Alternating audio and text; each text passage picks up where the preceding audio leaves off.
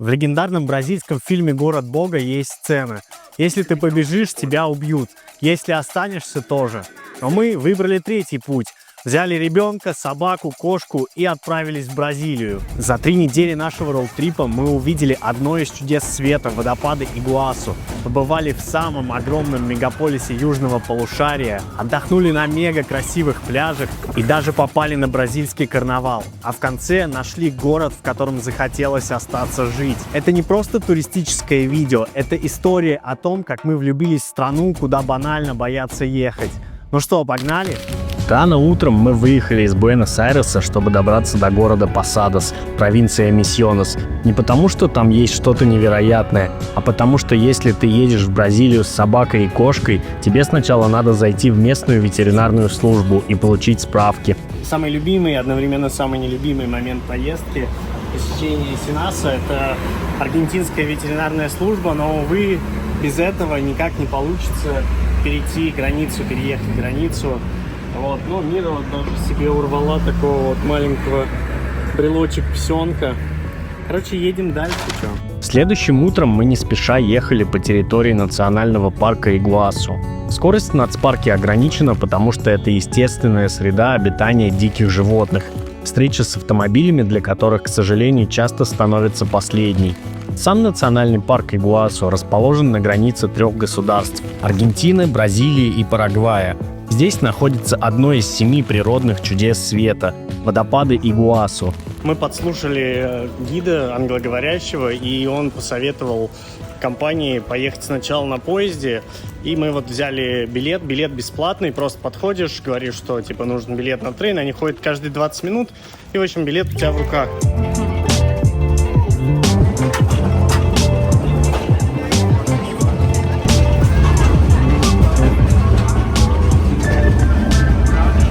Первыми, кто нас встретил на станции, были вот такие милые обезьянки, которые, несмотря на жару, вовсю развлекают туристов.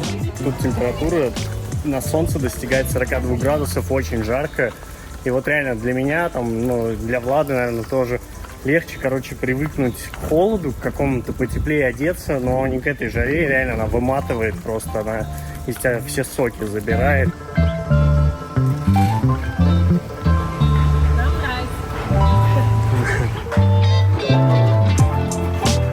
Знакомьтесь, это Куати. Он живет в тропических лесах и с помощью своего носа выискивает еду в листьях, траве и иногда в чужих рюкзаках.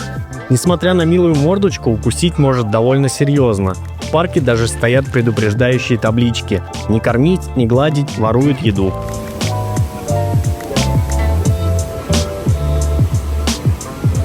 Спустя несколько минут перед нами открылся по-настоящему завораживающий вид. Мощные каскады водопадов. Вокруг тропический лес, тысячи тонн падающей воды и такой шум, что кажется, будто сама земля гудит под ногами. Виды вообще просто невероятные. Приятное ощущение, когда капельки попадают на себя. Мира вообще ест колбасу с лучшим видом, мне кажется, да, Мира? Это я не знаю. Это не точно. В полной мере насладившись видами, мы возвращаемся на узкоколейку, чтобы добраться до главной точки парка, самому мощному и гипнотическому водопаду Глотки Дьявола. Короночка посещения национального парка Игуасу — это, конечно же, Глотка Дьявола. Она находится на аргентинской стороне, и сейчас вы все увидите своими глазами. Почти половина всей воды Игуасу обрушивается сюда, в гигантскую пропасть, видом похожую на раскрытую пасть. Шум такой, что не слышно собственных мыслей. Стоишь на краю, и кажется, что перед тобой буквально дышит сама планета.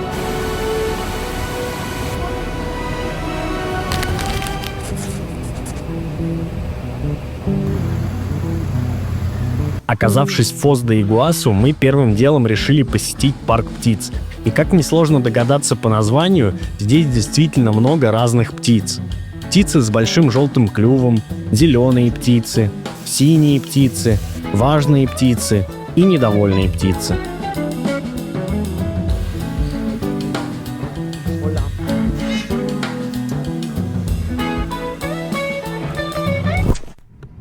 После парка нас ждала дорога до Куритибы. По пути мы даже увидели двойную радугу и вот такие прикольные водопады. В целом, дорога здесь довольно красивая, вокруг настоящий тропический лес, как в кино, и в это невозможно не влюбиться. Еще что бросилось в глаза и реально понравилось, это такие сети еды, не знаю, как это назвать. В общем, ты заходишь сюда, тебе дают вот такую вот карточку чип, ты проходишь, и получается у тебя на выбор есть несколько опций. Ты можешь взять суп, можешь взять тарелку и накладывать сколько угодно, либо можешь взять на вес. И реально очень круто, еда полезная, все есть, салатики, курица, там, да вообще что угодно, короче, есть все супер вкусно и чисто, в общем, кайф. Добрались до города Куритиба, город такой большой, цивильный, тут чисто. Знаете, вот везде в Латинской Америке плюс-минус грязно, а здесь идешь и под ногами реально чистота. В Куритибе мы остановились всего на одну ночь, и, понимая, что завтра снова в путь, решили просто прогуляться в Центральный парк. Там мы встретили мужчину, который кормил карпов, и встали рядом. Карпы, кстати, прикольные.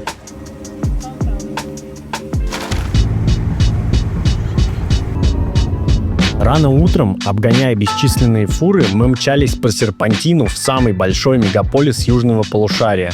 Знакомьтесь, Сан-Паулу. Город стеклянных небоскребов, хаотичной застройки, граффити и бетонных джунглей. Это крупнейший финансовый центр Латинской Америки, и здесь находится главная биржа страны, штаб-квартиры банков, корпораций и международных гигантов. Но в этом же городе прямо на улицах спят бездомные, а мимо них проезжают автомобили по цене хорошей квартиры. Сан-Паулу – город резких контрастов, где всего в нескольких кварталах от делового центра находится район, буквально заполненный крэковыми наркоманами. Сан-Паулу прикольный город, но тут нужно выбирать районы. Мы находимся в районе Жардин, это один из самых таких престижных элитных районов. Тут мы арендовали номер в гостишке. Чтобы начать утро с прогулки по парку Ибирапуэра. Это одно из лучших зеленых мест в городе. Настоящий оазис, где можно не только спрятаться от 37-градусной жары, но еще и прокатиться на велосипеде, попить кокосовую воду, посмотреть, как играют в теннис и еще много-много чего. Утром мы, предчувствуя, как будем купаться в океане, ехали в город Убатуба и, заселившись в дом, сразу сорвались на пляж. Добрались сюда буквально за 3,5 часа, но знаете, что самое главное? Это, во-первых, красота этих мест, и, кстати, 80% это территория национальных заповедников, а второе, мы никогда не купались в настолько теплой воде. 2 дня в Убатуба мы просто плавали, смеялись, ели манго и запивали все кокосовым молоком. Одним словом, кайфовали. Илья-Гранди, дословно большой остров, место с райскими пляжами, как из рекламы Баунти. И так как Мире исполнялось 2 года, мы подумали, что лучшим решением будет устроить памятную фотосессию. Договорившись с владельцем лодки и покормив всеобщего любимца козла, мы сели в лодку и поплыли на остров.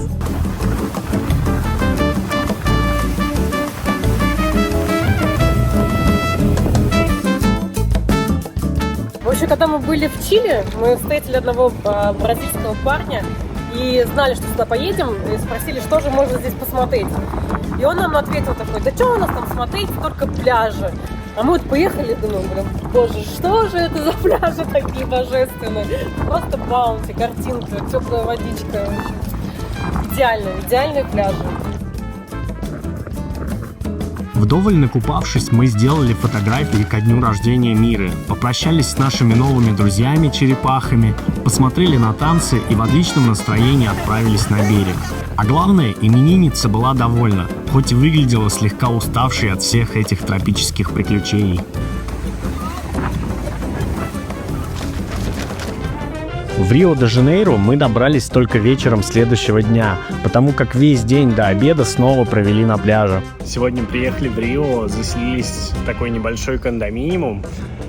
Мне показалось, кстати, что здесь вообще люди живут вот в таких местах. В общем, есть, получается, общий въезд. Есть там 5-10-20 высокоэтажных домов. И, соответственно, в каждом доме тоже огороженная территория, тоже своя стоянка и есть консьерж. Честно говоря, когда я увидел эти панельки и футбольную коробку, на которой выросло не одно поколение ребятишек, я вспомнил свое детство и улыбнулся. Следующим утром мы решили посетить все классические туристические места Рио-де-Жанейро.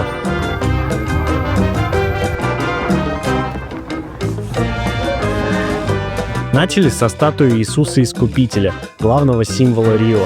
Статуя, между прочим, входит в 7 новых мировых чудес света, наравне с Великой Китайской стеной, Колизеем и другими.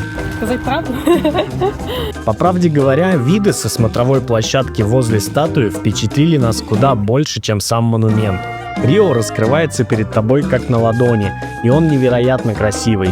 Сама же статуя Христа Искупителя изображает Иисуса с распростертыми руками, как символ всепрощения, принятия и любви.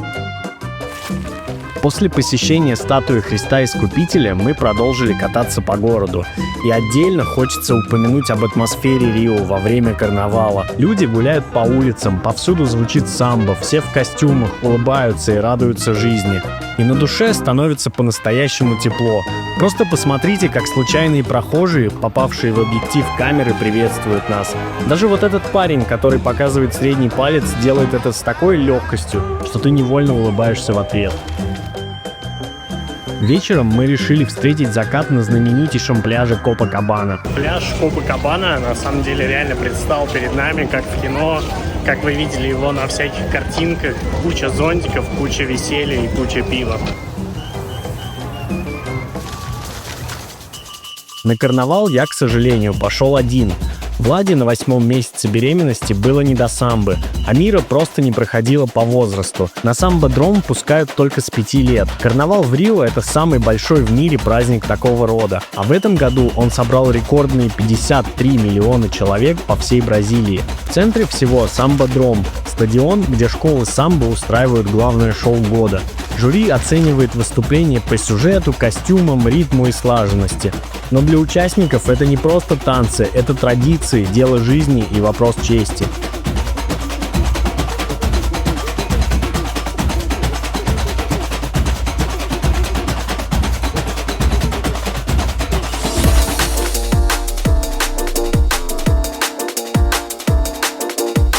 Финальной точкой нашего роуд-трипа стал город Флорианополис, или просто Флорипа.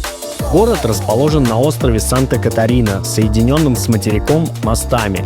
Большая часть города — это пляжи, горы и леса, а не урбанистика. Но при этом, при всем, Флорианополис называют технологической столицей Бразилии. Здесь развит IT-бизнес, стартапы и цифровая инфраструктура. Приятный климат и качество жизни привлекают сюда удаленщиков. Городок максимально вайбовый, максимально расслабленный. Здесь реально очень круто. В общем, с Флорипой у нас сразу произошел своего рода мэйч. А еще тут очень крутые закаты, после которых можно встретить вот таких милых капибар.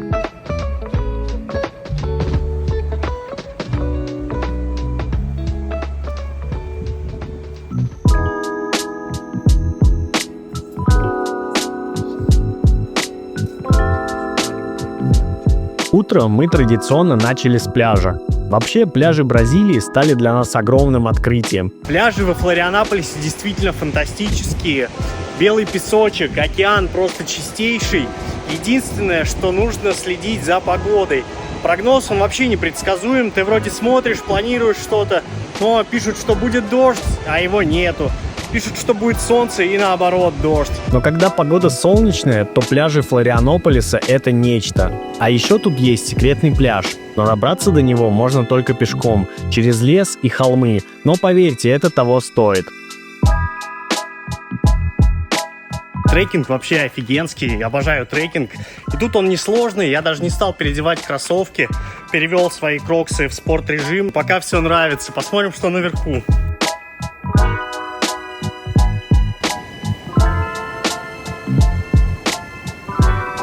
По итогу оказываешься на таком крутом пляже, и здесь реально круто, потому что нет подъезда машин, людей немного, и волны, серферы, вайб.